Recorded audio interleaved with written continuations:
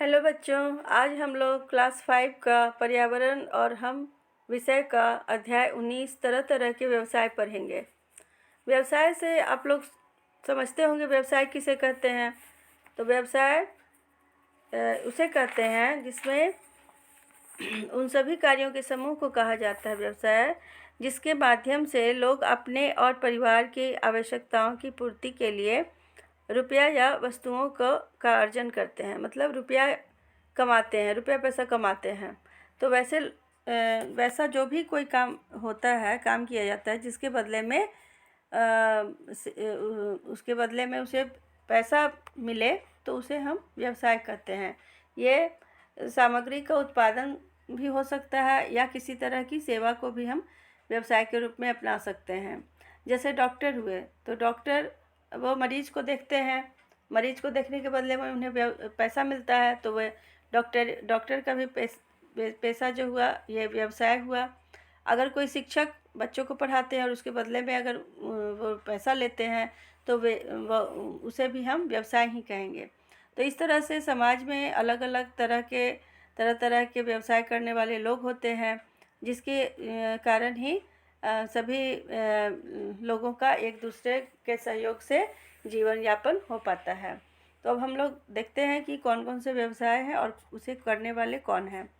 यहाँ पे हम लोग को लिखा हुआ है किसान। यहाँ पे हम देख रहे हैं कि यहाँ लिखा है किसान।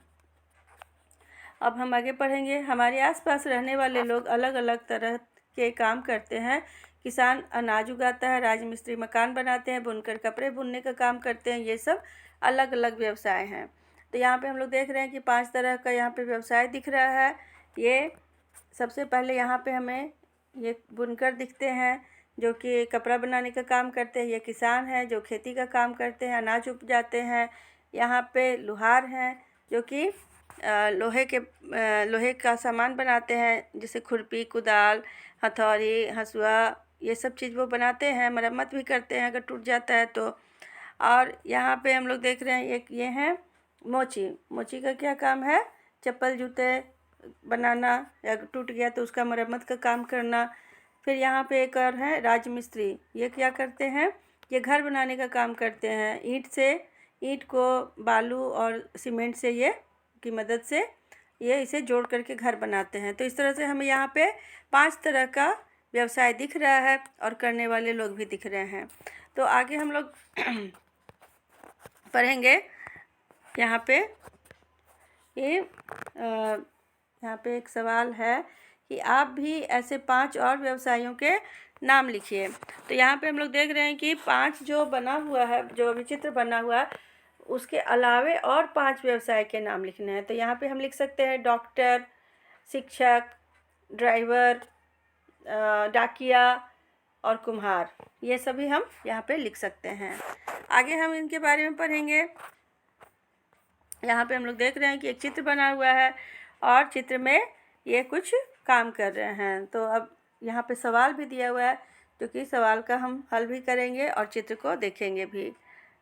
यहाँ पे ये सवाल है कि चित्र को देखकर बताइए कि व्यक्ति चित्र में कौन सा कार्य कर रहा है। तो हम लोग ध्यान से देखते हैं इस चित्र को और देखते हैं कि एक आदमी है जो कि एक चाक है और चाक के पास एक डंडा भी रखा हुआ है और चाक पे मिट्टी रखा हुआ है और मिट्टी से ये बगल में बहुत सारा घड़ा है, ग्लास है, छोटा छोटा घड़ा है, छोटा और बड़ा भी घड़ा है। ये सब बना रहे हैं। तो ये हम लिख सकते हैं कि कौन सा कार्य कर रहा है। तो ये मिट्टी का बर्तन बनाने का कार्य कर रहा है। आगे हम देखते हैं कि एक और सवाल है यहाँ पे, इस कार्य को करने वाले को क्या कहते हैं? तो इस कार्य को करने वाले को कुम्हार कहते हैं। आगे हम लोग पढ़ते हैं कि कुम्हार मिट्टी से अलग अलग तरह की वस्तुएं बनाता है। मिट्टी की वस्तुएं बनाने के लिए उसे बहुत सी तैयारी करनी पड़ती है, जैसे उपयुक्त मिट्टी का चुनाव, मिट्टी खोद कर लाना, उसको साफ करना इत्यादि। तो हम लोग देखते हैं कि मिट्टी का जो बर्तन बनता है उसके लिए बहुत सारी तैयारी करनी होती है। सबसे पहले तो मिट्टी का चुनाव करना पड़ता है। हर एक तरह का मिट्टी से उससे बर्तन नहीं बनाया जाता है, उसके लिए ख़ास तरह की मिट्टी होती है। और पहले कुम्हार उस मिट्टी को पहचानता है कि कौन सी मिट्टी से बर्तन बन पाएगा कि नहीं बन पाएगा। तो पहले वो चुनाव करता है, फिर वहाँ से जहाँ पे मिट्टी मिलता है वहाँ से उसे खोद कर लाता है, फिर उसकी सफाई करता है। तो आगे यहाँ पे सवाल दिया हुआ है कि पता कीजिए और बताइए कि कुम्हार को और क्या क्या तैयारी करनी पड़ती है। तो हम लोग अभी हम लोग जैसे जाने कि सबसे पहले मिट्टी का चुनाव, फिर मिट्टी को खोद कर लाना, मिट्टी की सफाई, उसमें पानी मिलाकर उस मिट्टी को तैयार करना, चाक पे उसे उसका आकार देना, फिर गढ़े हुए बर्तन को धूप में सुखाना, धूप में सुखाने के बाद उसे आग की भट्टी में उसे पकाना, उसके बाद जो पके हुए बर्तन को रंग रोगन करना और उसके बाद उसे बाज़ार में ले जा कर के बेचना, ये सब काम उन्हें करना होता है।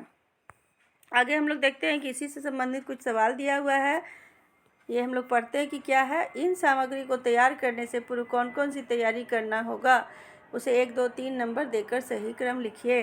तो उसी तरह से जो भी हम लोग अभी जानकारी लिए उसको अब क्रमबद्ध रूप में यहाँ पे लिखने के लिए कुछ दिया हुआ है, वाक्य दिया हुआ सेंटेंस है, उसको हम लोग को आगे पीछे लिखा हुआ है उसे क्रमबद्ध करना है। मतलब पहले कौन होगा, उसके बाद क्या होगा, उसके बाद क्या होगा।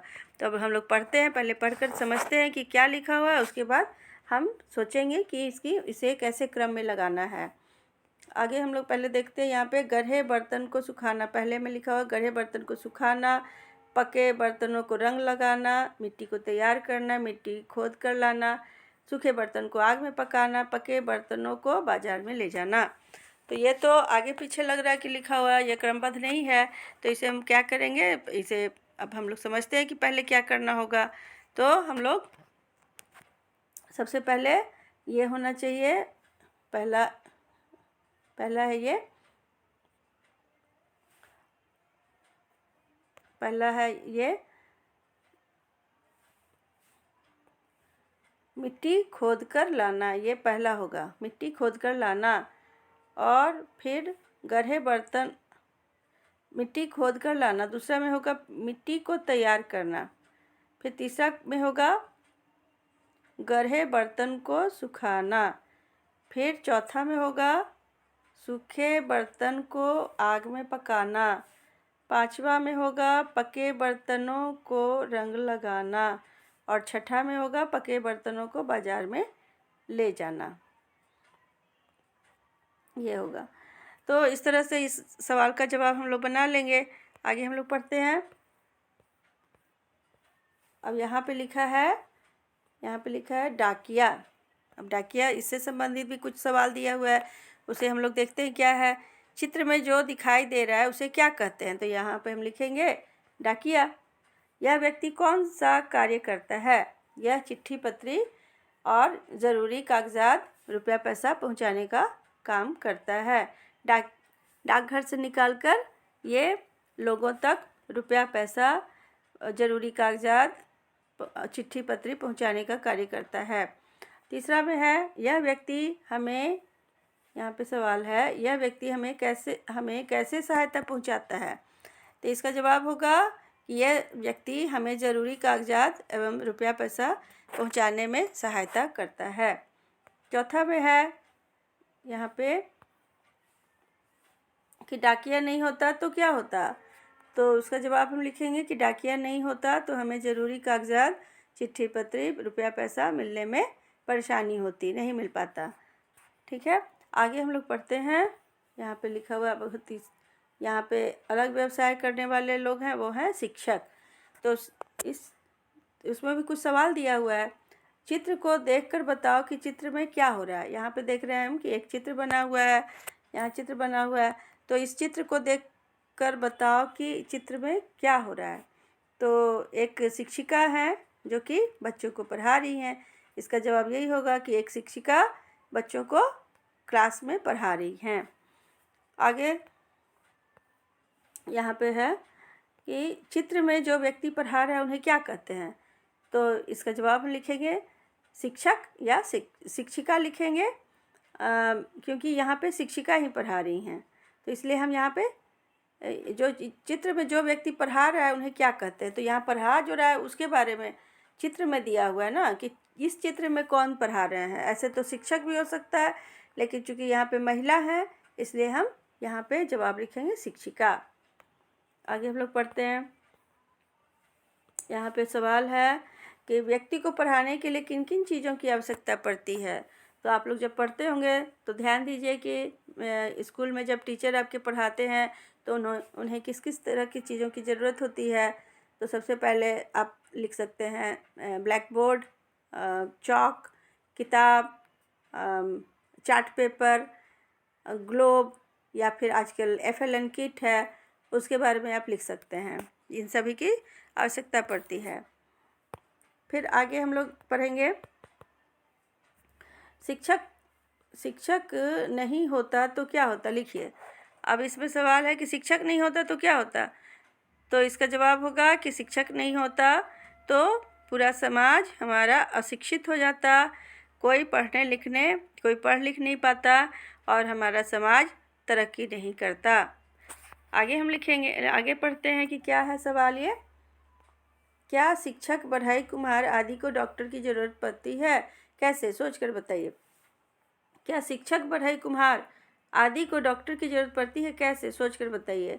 तो यहाँ पे पूछ रहा है कि एक डॉक्टर अगर है तो उसकी ज़रूरत क्या शिक्षक, बढ़ई, कुम्हार को पड़ती है? तो हाँ, ज़रूर पड़ेगी, क्योंकि सभी शिक्षक, बढ़ई या कुम्हार जो भी है वो कभी न कभी तो बीमार पड़ता ही है। उसकी जब तबीयत खराब होगी तो डॉक्टर की ज़रूरत पड़ेगी। तो हम लिखेंगे कि सब शिक्षक, बढ़ई, कुम्हार आदि को डॉक्टर की ज़रूरत पड़ती है, क्योंकि वो कभी न कभी बीमार पड़ते ही हैं। आगे हम देखते हैं क्या लिखा है कि क्या किसान को डॉक्टर की ज़रूरत पड़ती है? बताइए। क्या किसान को डॉक्टर की ज़रूरत पड़ती है? बताइए। हाँ, ज़रूर पड़ेगी। क्योंकि किसान के बहुत ही तेज़ धूप हो, बारिश हो, ठंड हो, उसे खेत में काम करना होता है, वो खुले जगह में काम करता है, इसलिए उसे प्रतिकूल मौसम का असर उस पर ज़रूर होता है। गर्मी के समय में लू लग सकता है, ठंड के दिन में ठंड लग सकता है, बरसात के दिन में उसे भीगने से बहुत तरह की बीमारियां हो सकती हैं। या जो वो कुदाल या खुरपी की मदद से या हंसिया से जो वो खेती का काम करता है तो कभी उसका शरीर का अंग कट भी सकता है, जिसके कारण उसके इलाज के लिए डॉक्टर की ज़रूरत पड़ती है। तो बहुत तरह से डॉक्टर की ज़रूरत किसान को पड़ती है। आगे हम लोग देखेंगे कि क्या लिखा है ये कि क्या डॉक्टर को किसान व बढ़ई की ज़रूरत पड़ती है? कैसे। अब यह सवाल दूसरा हो गया कि डॉक्टर को किसान व बढ़ई की ज़रूरत पड़ती है? कैसे। हाँ, ज़रूर पड़ेगी, क्योंकि डॉक्टर वो तो सिर्फ डॉक्टरी का काम करेगा, उसे खाने के लिए तो अनाज, फल वगैरह की ज़रूरत पड़ेगी ही, तो वो तो उसे उपजाएगा नहीं। उसे उपजाएगा कौन? किसान। तो किसान जब वो उपजाएगा अनाज तभी तो डॉक्टर खाएगा। तो इसलिए इसलिए डॉक्टर को किसान की ज़रूरत पड़ती है। और दूसरा है बढ़ई। तो बढ़ई का क्या काम है? पलंग, कुर्सी, टेबल, दरवाज़ा, खिड़की, ये सब बनाने का। तो डॉक्टर तो ये सब बनाएगा नहीं, और वो भी घर में ही रहेगा या हॉस्पिटल में रहेगा, तो उसे वहाँ भी कुर्सी, टेबल, दरवाज़ा, खिड़की का चौखट, दरवाज़ा, ये सब लगाने की ज़रूरत होगी। तो इसलिए बढ़ई की ज़रूरत उसे पड़ेगी। आगे हम लोग देखते हैं कि यदि लोग एक दूसरे की मदद ना करें तो क्या होगा। सोचिए, लिखिए, बहुत बड़ी समस्या है। अगर एक दूसरे की मदद ना करेंगे तो क्या होगा। हमें जीने के लिए बहुत सारी चीज़ों की ज़रूरत होती है, जो कि सभी चीज़ का उत्पादन और या सेवा हम सब कुछ नहीं कर सकते हैं अकेले। तो खाने के लिए हमें अनाज चाहिए तो किसान की ज़रूरत है। रहते हैं घर में तो फिर राजमिस्त्री की ज़रूरत है। कपड़ा पहनते हैं तो बुनकर और सिलाई करवाते हैं तो दर्जी की ज़रूरत होती है। इसी तरह से अगर ये घर बनाते हैं तो उसमें पलंग, टेबल, चेयर, कुर्सी, दरवाज़ा, चौखट, ये सब बनाने के लिए बढ़ई की ज़रूरत होती है। अगर हम जूता पहनते हैं तो फिर जूता बनाने के लिए फिर मोची की ज़रूरत होती है। बर्तन अगर हमें सुराही ये सब अगर चाहिए, मिट्टी का बर्तन चाहिए, तो हमें कुम्हार की ज़रूरत पड़ती है। चिट्ठी के आदान प्रदान करने के लिए डाकिया की ज़रूरत होती है। अगर बच्चे हैं या फिर हमें पढ़ने के लिए फिर शिक्षक की ज़रूरत होती है। बीमार पड़ते हैं तो डॉक्टर की ज़रूरत होती है। कहीं आने जाने के लिए हमें ड्राइवर की ज़रूरत होती है। और अनेकों तरह से हम एक दूसरे पे निर्भर करते हैं और मदद लेते हैं। अगर एक दूसरे की मदद ना करें तो हमारा जीना असंभव हो जाएगा, हमारे लिए बहुत ही मुश्किल हो जाएगा। और अलग अलग लोग किसी भी तरह से जीवन जीने में उन्हें बहुत ही कठिनाई का सामना करना पड़ेगा और उनका जीवन बहुत ही मुश्किल हो जाएगा। इसलिए एक दूसरे की मदद हमें बिल्कुल मदद करना ही मदद हम लोग लेते ही हैं, एक दूसरे की मदद करना ही होता है और ये ज़रूरी भी है। तो इसलिए हमें एक दूसरे की मदद करनी चाहिए और मदद लेनी भी चाहिए। तो ठीक है बच्चों, आज ये पाठ हमारा ख़त्म हो गया। ये बहुत ही मज़ेदार पाठ था और ये हम अपने आसपास के परिवेश के बारे में जाने, समझे और ये समझ रहे हैं कि हमें सभी को मिलजुल कर रहना चाहिए और सबकी मदद लेनी भी चाहिए और सबकी हमें मदद करनी भी चाहिए।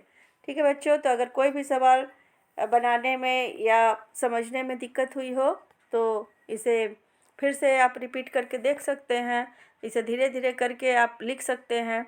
और अगर ये पाठ आपको अच्छी लगी हो, पढ़ने में मज़ा आया हो तो आप इसे लाइक करें, शेयर करें और सब्सक्राइब करें और अपने दोस्तों को भी इस चैनल के बारे में बताएं।